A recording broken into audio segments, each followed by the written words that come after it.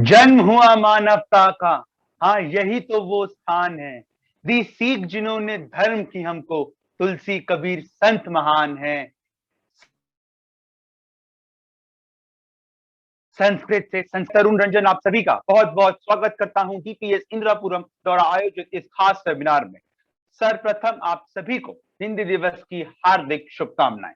इससे पहले कि हम आगे बढ़े, मैं आप सभी का परिचय कराना चाहता हूं इस शानदार पैनल से, जो बदलती वैश्विक व्यवस्था के बीच आत्मनिर्भर भारत की आवश्यकता पर चर्चा करेगी।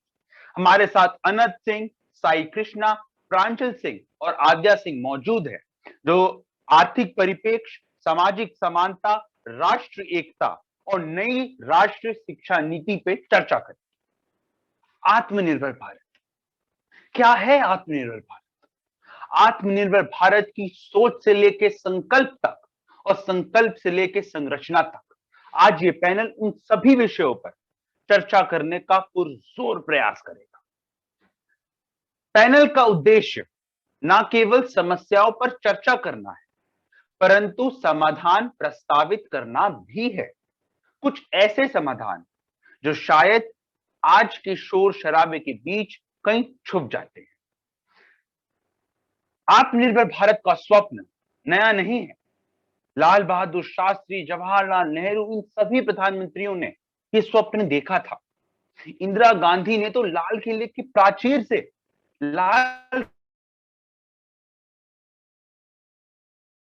के प्राचीर से इस स्वप्न को कोरोना की महामारी और लगातार बदलती वैश्विक व्यवस्था के बीच एक बार फिर आत्मनिर्भर भारत सुर्खियों का केंद्र बन गया है।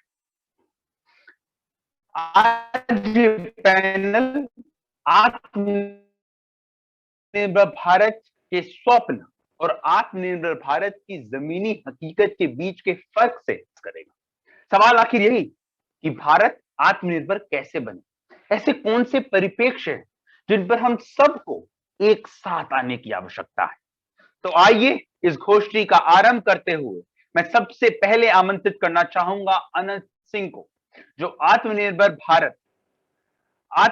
भारत आर्थिक परिप्रेक्ष्य की दिशा में कैसे महत्वपूर्ण साबित हो सकता है, उस विषय पर प्रकाश डालेंगे। अनंत जी हाँ, बिल्कुल। बहुत बहुत धन्यवाद आपका।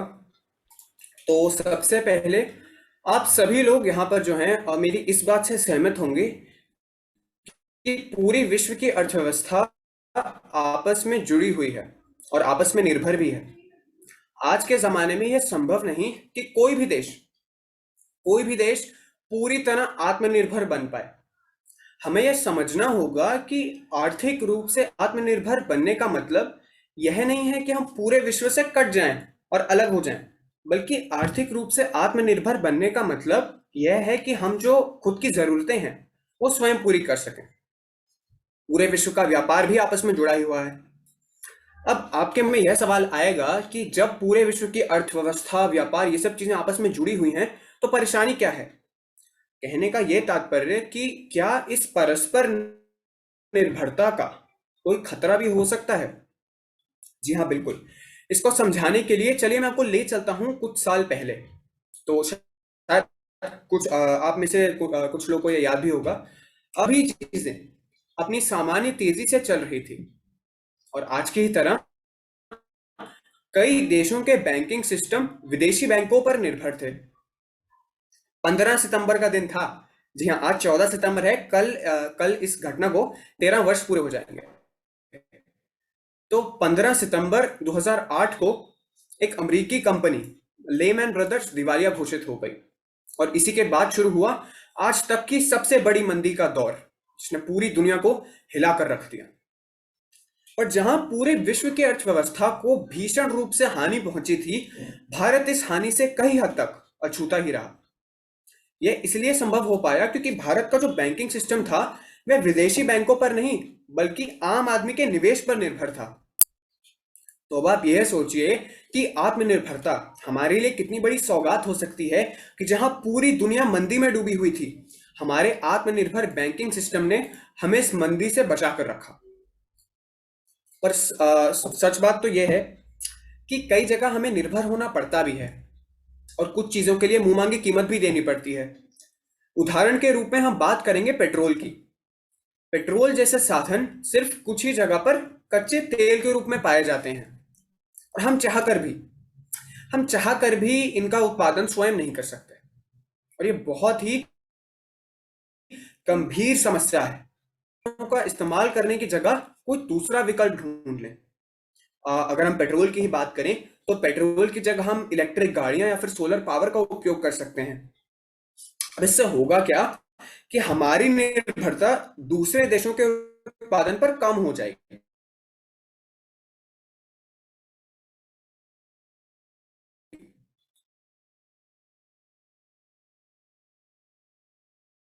एक और तरीका है अपनी अर्थव्यवस्था को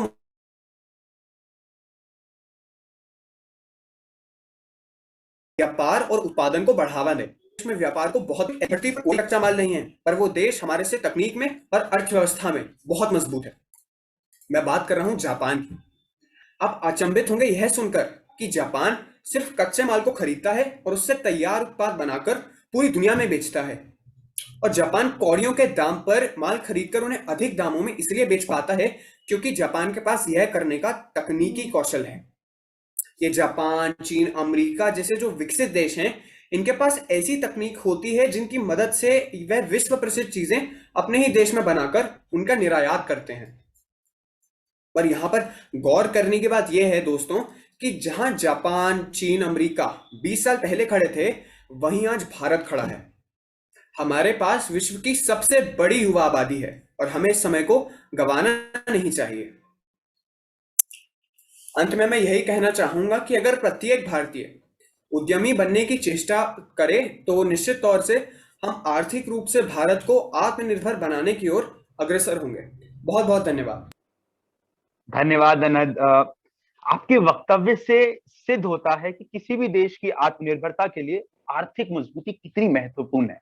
इससे पहले कि हम आगे बढ़े, मैं आप सभी दर्शकों से निवेदन करना चाहूंगा कि अगर किसी भी वक्ता को सुन के आपके मन में किसी भी प्रकार का प्रश्न आए तो आप वो चैट बॉक्स में लिख दीजिएगा। आखिरी वक्ता के वक्तव्य के बाद हम उन प्रश्नों को लेने का पुरजोर प्रयास करेंगे।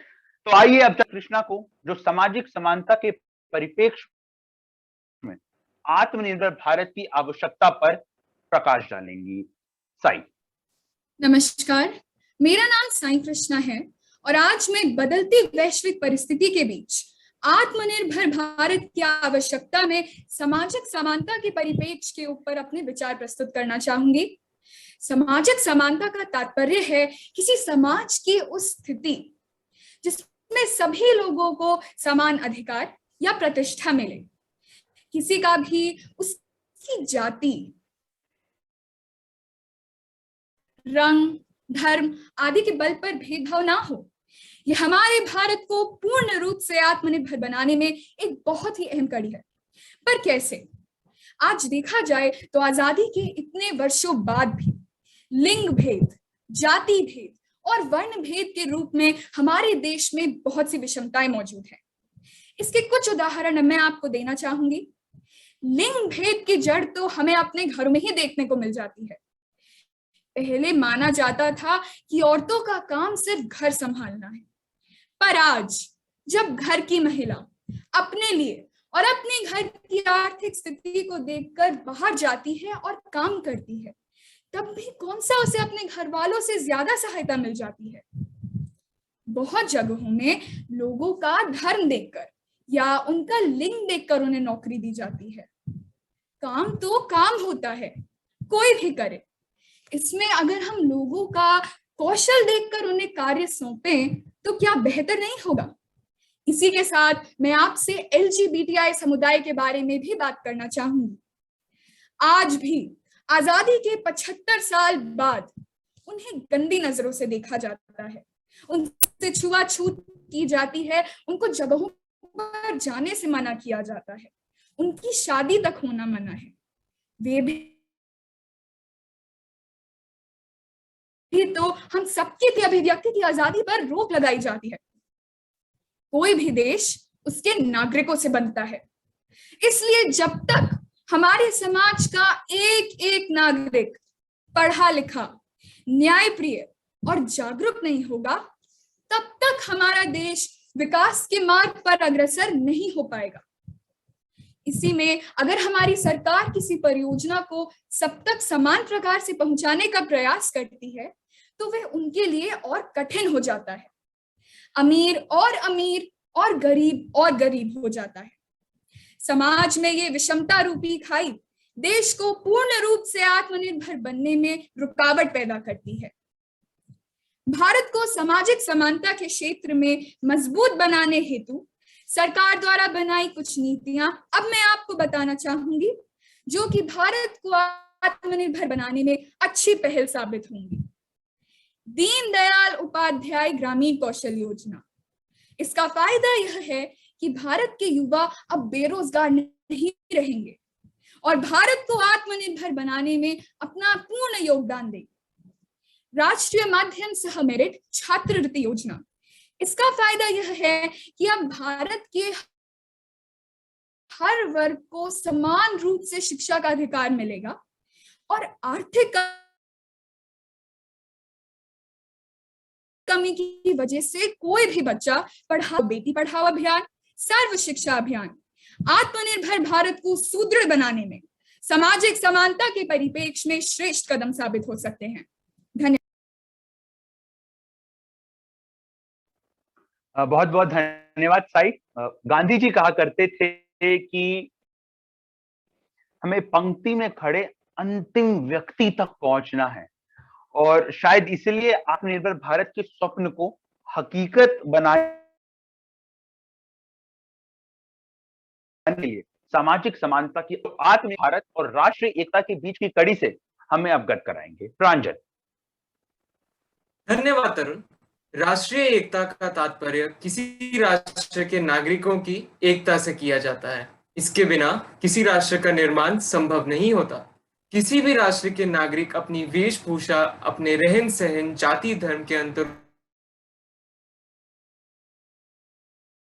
को भूलकर त्याग करते हैं। इसे ही हम राष्ट्र प्रेम भी कह सकते हैं। राष्ट्रीय एकता की मदद से हम अपने देश को एक आत्मनिर्भर देश होने का गौरव भी प्रदान कर सकते हैं। सरकार ने राष्ट्रीय एकता को बढ़ावा देने के लिए एक भारत श्रेष्ठ भारत नामक योजना की शुरुआत की है। सरकार ने स्टैच्यू ऑफ यूनिटी का भी निर्माण किया है, जो कि राष्ट्रीय एकता का प्रतीक है। इसका उद्देश्य मौजूदा सांस्कृतिक संबंधों की मदद से देश के विभिन्न भागों में एकता को बढ़ावा देना है, जिससे लोगों के बीच शांति और सद्भावना को बढ़ावा दिया जा सके। एक बार भारत आत्मनिर्भर बन गया तो फिर हमारा देश भारत एक विकासशील देश की श्रेणी से निकलकर एक विकसित और आत्मनिर्भर देश बन जाएगा। इसके लिए कुछ तरीके अपनाने होंगे। धर्मनिरपेक्षता को ध्यान में रखकर विद्यालय एवं कॉलेजों में ऐसी पाठ्य वस्तु पढ़ाई जाए जिससे धार्मिक सौहार्द बढ़े। पाठ्य पुस्तकों में आवश्यक संशोधन किया जाए जो कि आत्मनिर्भर भारत को भावात्मक रूप से सहायक हो। हमारे ही देश का नमूना आपने देखा कि कैसे कश्मीर भारत का अभिन्न अंग होने के बाद भी अलग माना जाता था।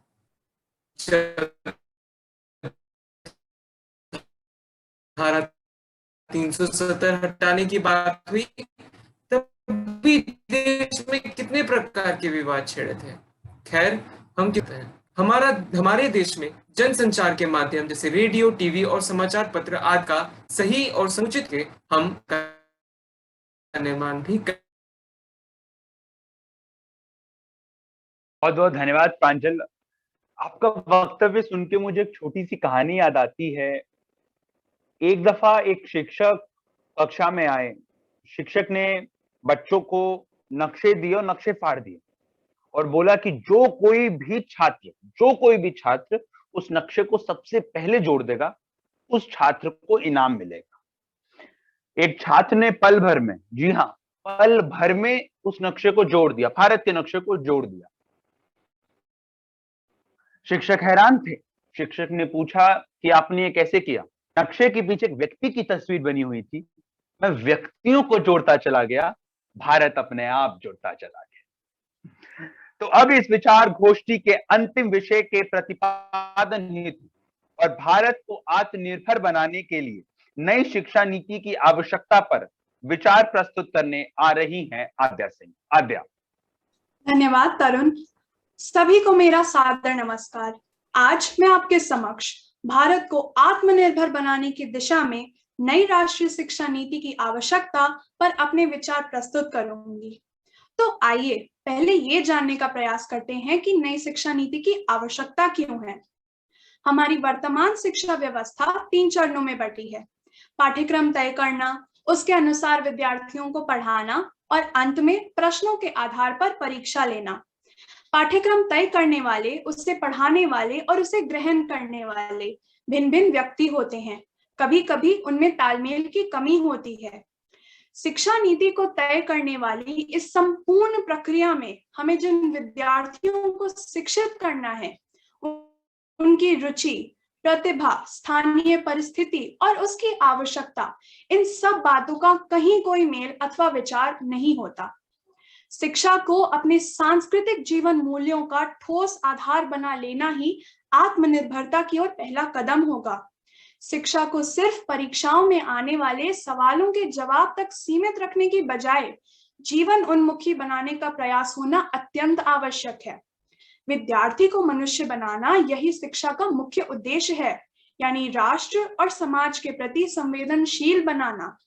आखिर यही संवेदनशीलता तो मनुष्य को सामाजिक एवं राष्ट्रीय मुद्दों से जोड़ती है, जो कि आत्मनिर्भरता की ओर अगला कदम है। नई शिक्षा नीति में लचीलापन है। जैसे एक विज्ञान का विद्यार्थी संगीत की भी पढ़ाई कर सकता है। संगीत से आत्मिक आनंद मिलता है और विज्ञान से व्यावसायिक लाभ होता है। विज्ञान और संगीत, इन जैसे विषयों के मेल को चुनने की स्वतंत्रता नई शिक्षा नीति प्रदान करती है। इस नीति के अनुसार संपूर्ण देश में 5वीं कक्षा तक अनिवार्य रूप से, 8वीं तक वरीयता के आधार पर और उसके बाद ऐच्छिक आधार पर मातृभाषा और स्थानीय भाषाओं से छात्रों को शिक्षा दी जाएगी, जिसके कारण मातृभाषा और स्थानीय भाषाओं के अपने अपने सामाजिक अनुभव, संवेदना और मूल्य समाज को प्राप्त होंगे, जो कि देश को आत्मनिर्भर बनाने में महत्वपूर्ण भूमिका निभाते हैं। इतना ही नहीं, नई शिक्षा नीति बाजार और समय की जरूरतों के अनुसार शिक्षा को ढालने में भी सक्षम है। अंत में मैं यह कहना चाहूंगी कि नई शिक्षा नीति भारत को आत्मनिर्भर बनाने की दिशा में एक सशक्त सीढ़ी साबित हो सकती है। धन्यवाद। बहुत बहुत धन्यवाद आद्या। शिक्षा हमारी नींव होती है और हम आशा करते हैं, हम सब आशा करते हैं, मैं आशा करता हूं, आप आशा करते हैं, हम सब आशा करते हैं कि बदलती वैश्विक व्यवस्था के बीच हमारी सरकारें शिक्षा नीति पर और ध्यान केंद्रित करेंगी। बहरहाल, आपने चारों वक्ताओं को सुना। जाहिर है आपके मन में कई प्रकार के प्रश्न होंगे। मैं पहले से ही देख रहा हूं चैट बॉक्स प्रश्नों से भरा हुआ है, तो आइए कुछ प्रश्न लेते हैं। मैं अपने फोन के साथ भी जुड़ा हुआ हूं, तो थोड़ा समय दीजिएगा। अनंत, सबसे पहला प्रश्न आपके लिए। देश को आत्मनिर्भर बनाने के लिए एक आम आदमी क्या योगदान दे सकता है? जी, तो सबसे पहले तो मैं दाद देना चाहूँगा हमारे दर्शकों की कि काफ़ी ही अच्छे प्रश्न उन्होंने चैट बॉक्स में पूछे हैं। तो आपने जो सवाल पूछा कि एक आम आदमी आर्थिक रूप से भारत को आत्मनिर्भर बनाने में क्या योगदान दे सकता है, इसके लिए मेरे अनुसार सबसे पहले तो एक आम आदमी स्वयं आत्मनिर्भर बने। क्योंकि जब हमारे देश के सारे नागरिक आर्थिक रूप से संपन्न होंगे ना, तो हमारी अर्थव्यवस्था अपने आप ही मजबूत हो जाएगी। दूसरा, हमें अपने आसपास में जो स्वदेशी निर्मित वस्तुएं हैं उनका प्रयोग ज्यादा से ज्यादा करना चाहिए, और जो विदेशी निर्मित वस्तु हैं उनका प्रयोग कम से कम। इससे भी हमारी अर्थव्यवस्था को और मजबूती मिलेगी। जो लोग टैक्स रेखा के ऊपर आते हैं उनको समय पर टैक्स भरना चाहिए, और जो लोग निवेश करना चाहते हैं तो वह विदेशी निवेश बाजार की अपेक्षा में भारत में निवेश करें। इससे भी अर्थव्यवस्था को बहुत मजबूती मिलती है। और जो सरकार के द्वारा वोकल फॉर लोकल जैसे नारे हैं, हमें उनको और बढ़ावा देना चाहिए। और जो हमारे आसपास के व्यापारी होते हैं, जो छोटे व्यापारी हैं या जो लघु व्यापारी हैं, हमें उनको ज्यादा से ज्यादा प्रोत्साहित करना चाहिए, क्योंकि जब वो व्यापार करेंगे तो उससे रोजगार के नए अवसर उत्पन्न होंगे। जी हाँ, मेरे अनुसार इन्हीं चीजों को ध्यान में रखकर कोई भी आम आदमी भारत को आर्थिक रूप से आत्मनिर्भर बनाने में अपना योगदान दे पाएगा। मैं आशा करता हूं आप मेरे उत्तर धन्यवाद अनंत। जागरूकता महत्वपूर्ण है। थोड़े और प्रश्न लेते हैं हम।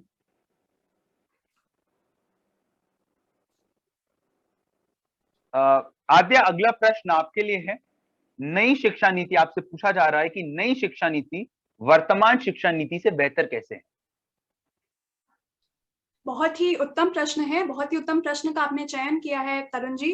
मेरी मानिए तो जैसा कि हम सभी जानते हैं, नई शिक्षा नीति के अंतर्गत कक्षा 9वीं से 12वीं तक का अध्ययन बहुविषयक होगा। इससे छात्रों को बहुत सी स्वतंत्रता मिलेगी और उन्हें अधिक विश्लेषण, जो बहुत ही महत्वपूर्ण चीज होती है, इसको और बढ़ावा दिया जाएगा। कोडिंग सिखाई जाएगी। इससे जो आगामी डिजिटल फ्यूचर है हम सभी का, उसके लिए छात्र और सुसज्जित हो सकेंगे।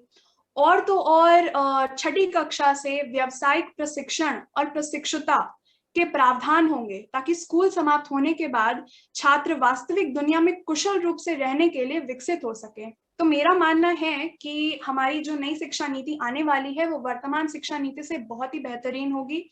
मैं आशा करती हूँ सभी दर्शक मेरे जवाब से संतुष्ट हुए हो। धन्यवाद।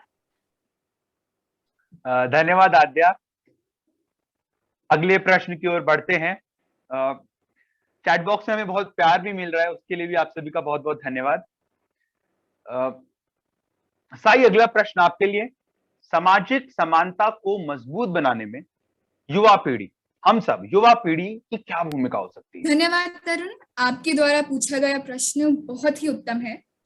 इस प्रश्न के उत्तर में मैं आपको बताना चाहूंगी कि सामाजिक समानता को सुदृढ़ बनाने में युवा पीढ़ी सोशल मीडिया के माध्यम से जागरूकता फैलाए, सामाजिक विषमताओं के खिलाफ आवाज उठाए।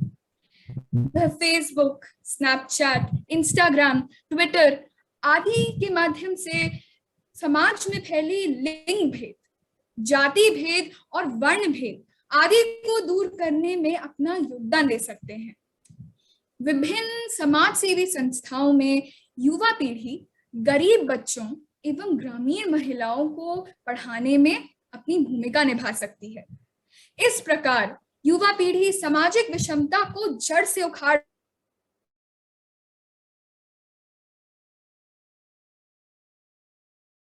कर फेंकने में सक्षम हो किया। बहुत बहुत धन्यवाद साई आपका। आखिरी प्रश्न का समय हमारे पास बचा है और ये प्रश्न प्रांजल आपके लिए। आप कैसे कह सकते हैं, प्रश्न कुछ इस प्रकार है कि आप कैसे कह सकते हैं कि अपने हितों को त्याग कर राष्ट्रीय एकता को बढ़ावा दिया जा सकता है? धन्यवाद तरुण। कहना पड़ेगा इन्होंने काफी अच्छा सवाल पूछा है। वैसे तो मैं इसका जवाब अपने वक्तव्य में दे चुका हूं, फिर भी मैं बताना चाहूंगा कि जब हम सभी अपने निजी स्वार्थों का त्याग करके सभी के हितों को ध्यान में रखें, देश हित के लिए काम करें, तो राष्ट्रीय एकता में मजबूती आएगी। धर्म की विभिन्नता से हमें ऊपर उठना ही होगा, क्योंकि मानवता को धर्म सर्वोपरि, क्योंकि क्षमा कीजिएगा, क्योंकि मानवता का धर्म सर्वोपरि है। अनेकता में एकता इस देश का नारा है और इसी एकता के बल पे हमारा देश उन्नति करेगा। जब हम एक राह पर एक साथ चलेंगे, तभी भारत को आत्मनिर्भर बनाने का हमारा ये स्वप्न पूरा हो पाएगा। धन्यवाद। धन्यवाद प्रांजल। राष्ट्रीय एकता की बात सुनकर मुझे भी दो पंक्तियां याद आई कि टूटने और बिखरने का चलन मांग लिया, हमने हालात से शीशे का बदन मांग लिया। हम भी खड़े थे तकदीर के दरवाजे पे, लोग दौलत पे गिर गए, हमने वतन मांग लिया।